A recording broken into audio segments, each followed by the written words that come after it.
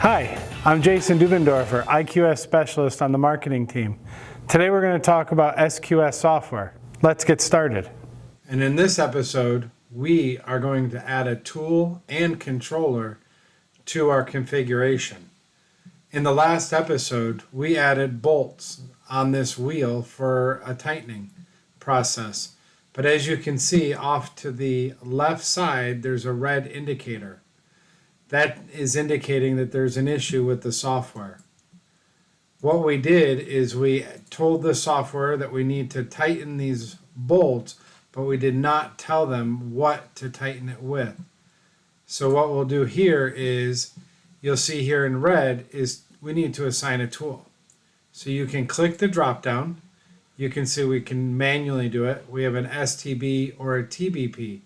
However, if there was a tool that you needed to use, such in this case as an ETV, and it's not showing, we just need to add it. So we're going to back out of this and we're going to go to hardware. We're going to right click, come all the way down to add a tool.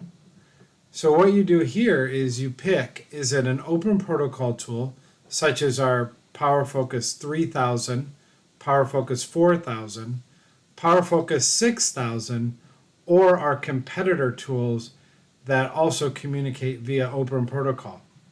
You have Digital I/O, you have Focus 61, MicroTorque, PowerMax, and PF6 Flex.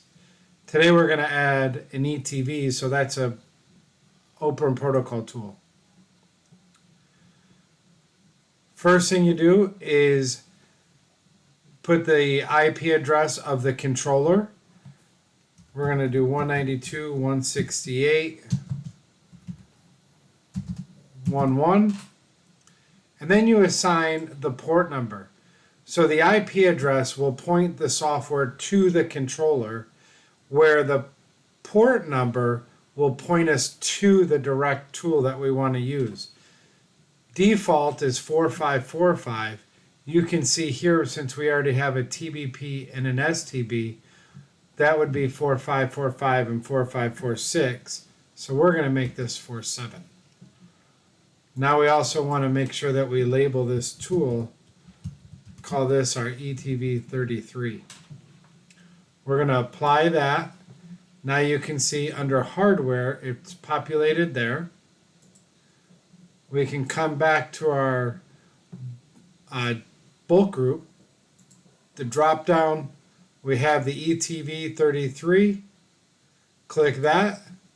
Now we select the tightening program. We're going to go with tightening program number 25.